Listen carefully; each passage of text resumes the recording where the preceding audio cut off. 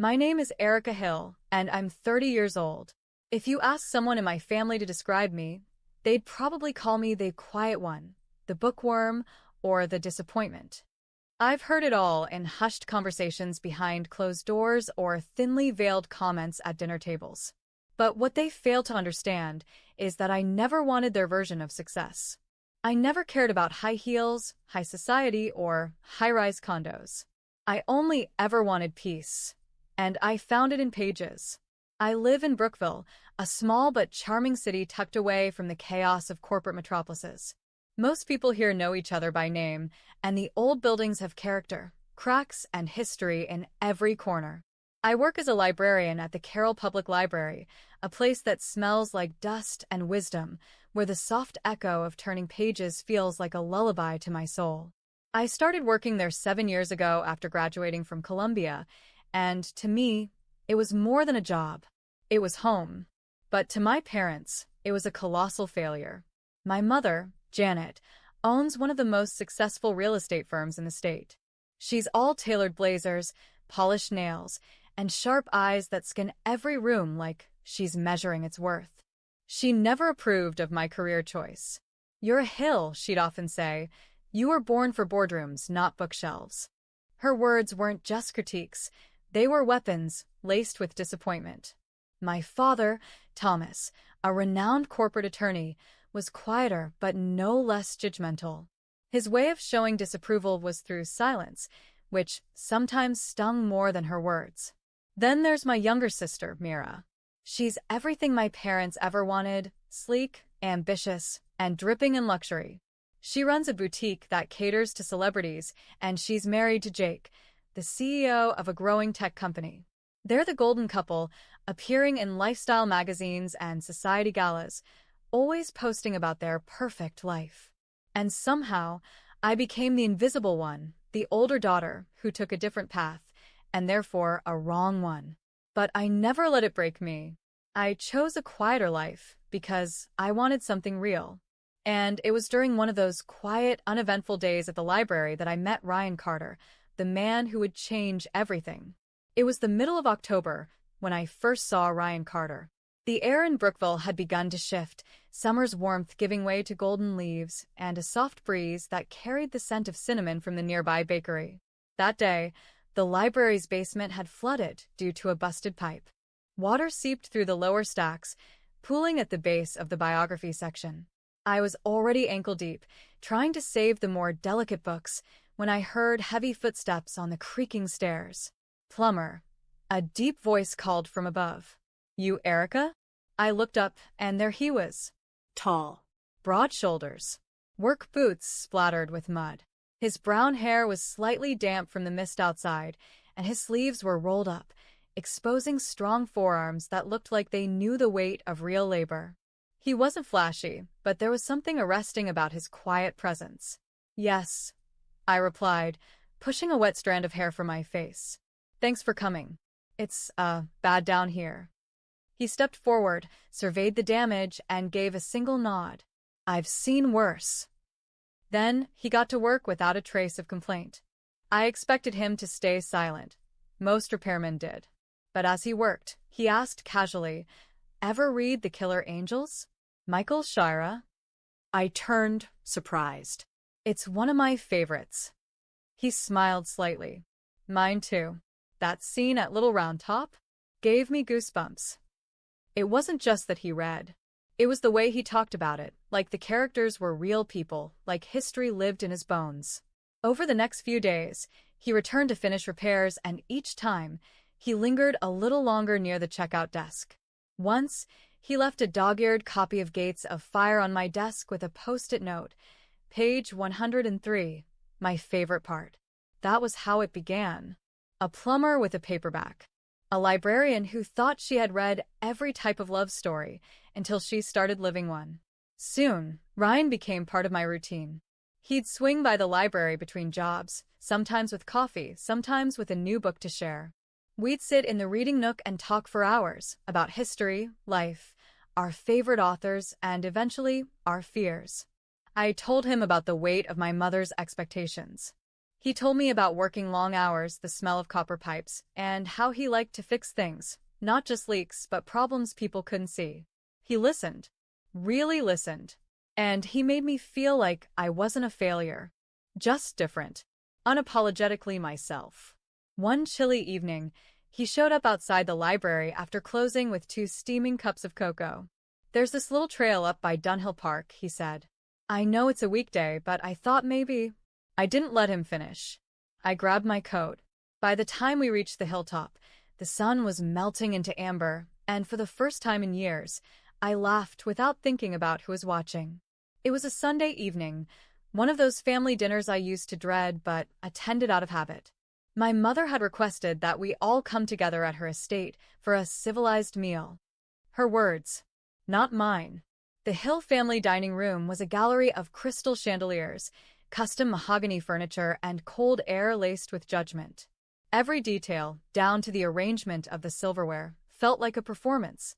I had finally decided it was time to tell them. We were halfway through the first course, some truffle risotto prepared by her private chef, when I cleared my throat and said, "I have something to share." Everyone looked up. My mother paused mid-bite. My father slowly put down his fork. Mira took a sip of her wine with curiosity sparkling in her eyes. "I'm getting married," I said, forcing a steady breath through my lungs. There was silence. Then came the question, sharp and immediate. "To who?" my mother asked. Her tone was less curiosity and more interrogation. "His name is Ryan Carter." Mira leaned forward slightly. "Wait, is he the guy from the library? The one with the boots?" I nodded. "Yes." Janet's expression remained frozen. "What does he do?" "He's a plumber," I replied firmly, holding her gaze. It was like dropping a match in a dry forest. The room didn't explode, but it sizzled with heat.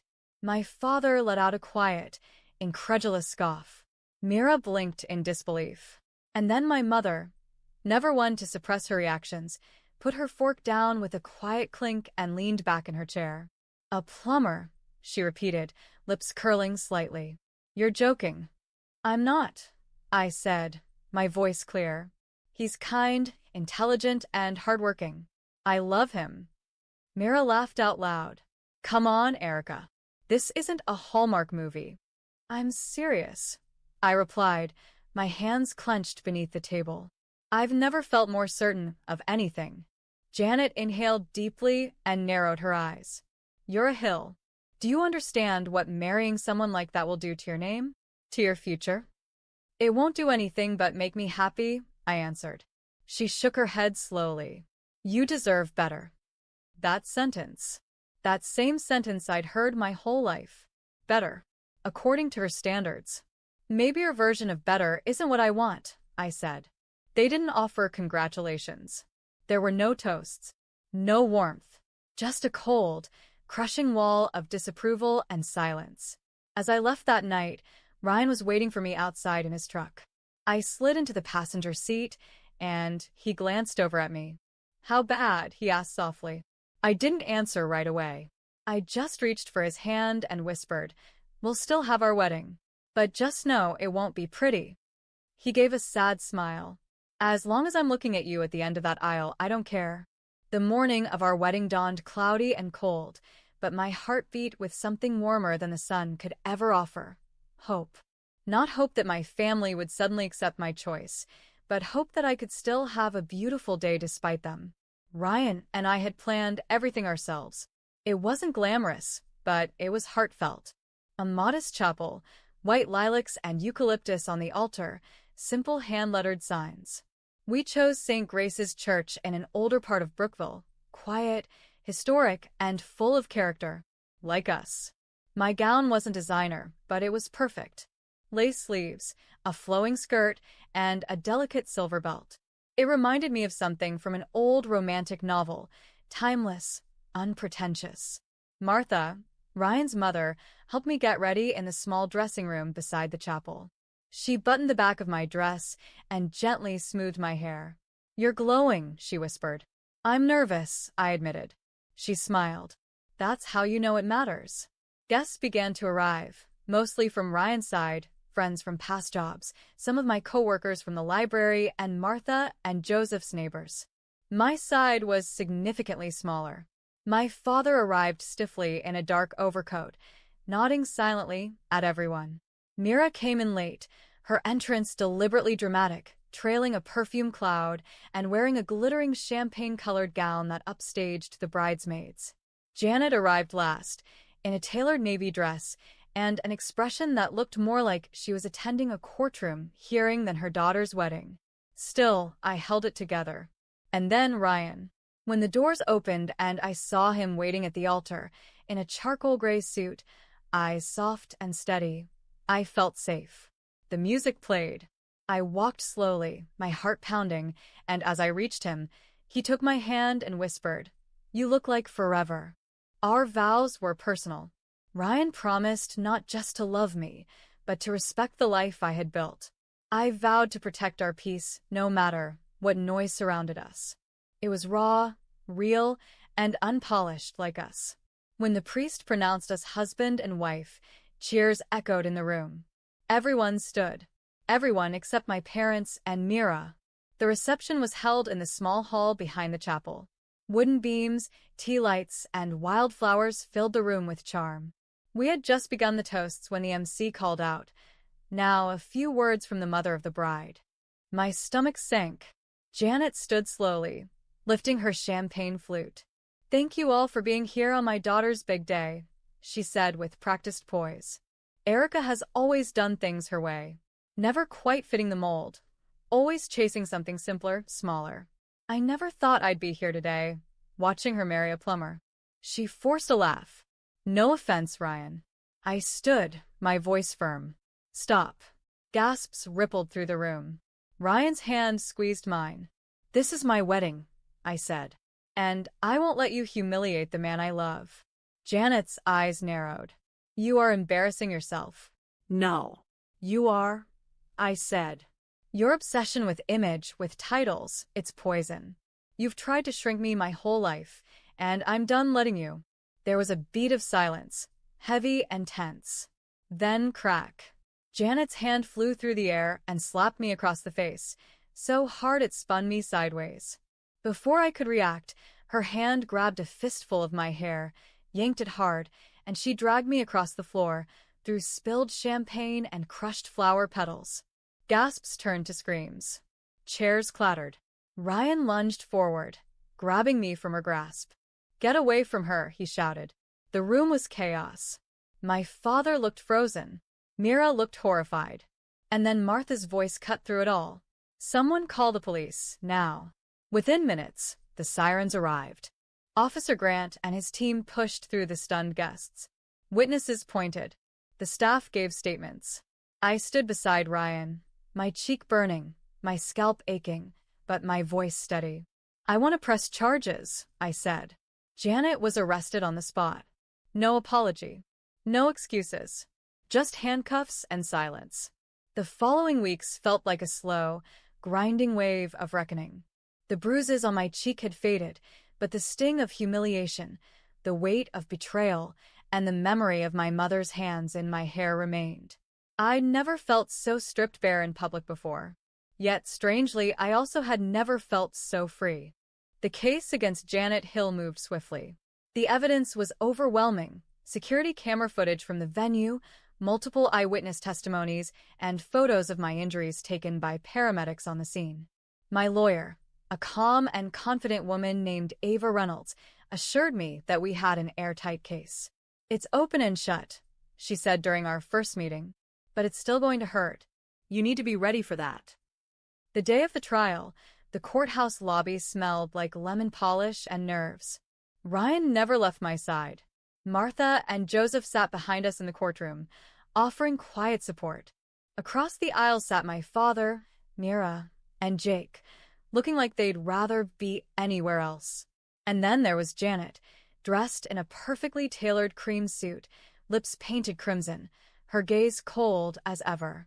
She showed no remorse. Not when the footage played. Not when the witnesses recounted her dragging me across the floor. Not even when I took the stand and said the words I never thought I'd have to say. She always cared more about control than love, I told the court. She didn't just slap me. She tried to drag me back into the cage I escaped from. But I'm done living in fear. When the verdict was read, guilty on all counts of public assault and battery, Janet didn't flinch. The judge sentenced her to 6 months in county jail, a $5,000 fine, and mandatory anger management counseling. She was denied early release due to lack of remorse and repeated displays of coercive, aggressive behavior. As the bailiff escorted her out, she looked back at me, not with sadness, not even with hatred, but with something that resembled disbelief. Like she still didn't understand how she lost control over me. But I wasn't hers to control anymore. Outside the courthouse, reporters tried to rush us for a statement. Ryan shielded me with his arm, guiding me to the car. Once we were safely inside, he reached for my hand. "You okay?" he asked softly. "I will be," I said. And I meant it. For the first time in my life, I had stood my ground. Not just with words, but with action. The pain was real, but so was the healing. Later that night, we sat in the backyard of our small apartment, wrapped in a blanket, sipping tea beneath the stars. "I never imagined my wedding would end with my mother in handcuffs," I murmured. Ryan kissed the top of my head. I didn't imagine it either. But I knew one thing that day. "What?" "That you were braver than all of them combined." I smiled into his chest, letting the rhythm of his heartbeat calm the noise still echoing in my mind.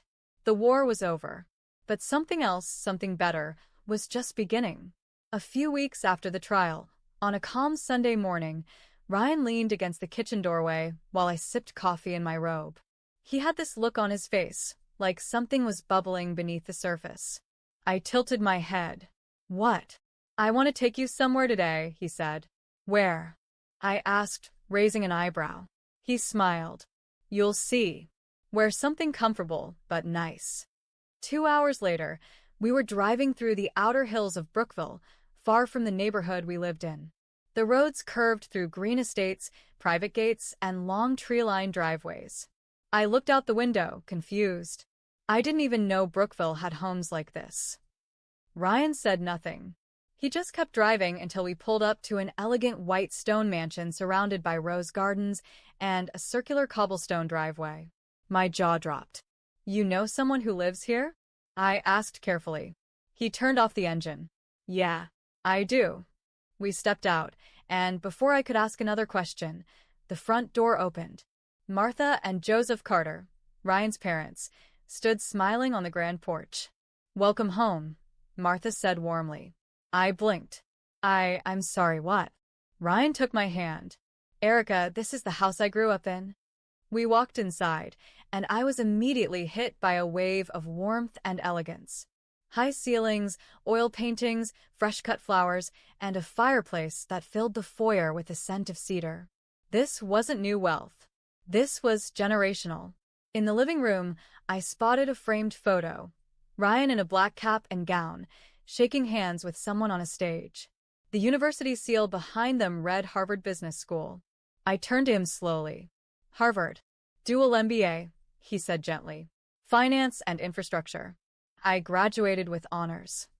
I stood in the middle of that mansion, surrounded by a life I never knew existed. "You're not just a plumber," I said, half laughing, half stunned. He chuckled. "Technically, I was. For 2 years. It's a family tradition. My father made me start in the field, pipe work, job sites, blueprints, before taking on a leadership role." He led me down the hallway to a home office, sleek and modern. The door had a small, engraved nameplate that read, "Thomas Ryan Carter, CEO Designate. Carter Infrastructure Corporation." I froze. "You're the heir to Carter Infrastructure," I whispered. "One of the largest private infrastructure firms on the East Coast," Joseph added proudly as he entered. "And as of next month, Ryan will officially take over." "But why didn't you tell me any of this?" I asked, still dizzy. Ryan stepped forward and gently cupped my face. "Because I needed to know you saw me, not the title, not the money, just me." Tears stung my eyes, but I didn't look away. "And I did," I said softly. He smiled. "That's why this is real." That evening, we dined with his parents in a grand dining room lit by a soft chandelier. We didn't talk about courtrooms or my family or Janet. We talked about dreams, about a future that didn't involve defending ourselves, only building something better. You loved me when I was just a guy with a wrench and a book in his truck, he whispered that night as we stood under the stars on the back patio. That's all I needed to know. And now I understood why. Because the strongest foundations aren't built on image. They're built on truth. 1 year later, I stood barefoot in the backyard of the Carter estate, the same lawn where I once felt like a stranger to a world I hadn't known existed. The grass was warm beneath my feet, and the late afternoon sun painted the sky in hues of soft orange and gold. The scent of freshly baked lemon bread wafted through the open kitchen windows. Laughter floated from somewhere behind me. Emma, our daughter, ran across the yard chasing butterflies, her little curls bouncing with every step. She had Ryan's dimples and my eyes. She was the best part of our story. The months after Janet's sentencing had brought peace and purpose. Ryan officially became CEO of Carter Infrastructure, and under his leadership, the company launched its first community initiative, building libraries and learning centers in underserved areas. It was his idea, but he credited it to me. "You brought stories into my life," he said. "It's time I help bring them into others." That gesture became my calling. I left the public library, though not out of resentment. I left because something bigger was calling. I now directed a nonprofit arm of Carter Infrastructure called Turning Pages, which provided books, training, and reading resources to schools across the region. I spent my days designing reading programs, speaking at events, and more than anything, helping children discover the same comfort in stories that once saved me. Ryan never missed a dinner. No matter how many boardrooms he sat in, he came home to read Emma bedtime stories with funny voices and exaggerated faces. Every evening, I watched the man the world now respected as a visionary CEO transform into a gentle, patient father who let his daughter tie ribbons in his hair without blinking. My relationship with Thomas, my father, changed too. Quietly at first, he began checking in, asking about Emma, about work. He once wrote a short email that simply said, "You are right to choose love over image." I see that now. It wasn't a grand apology, but it felt honest. I accepted it. Mira, on the other hand, was a different story. After Jake's company collapsed from a string of risky investments, they sold their penthouse and moved into a more modest home outside the city. For the first time in her life, Mira had to face the world without luxury as a shield. And slowly, awkwardly, she began reaching out.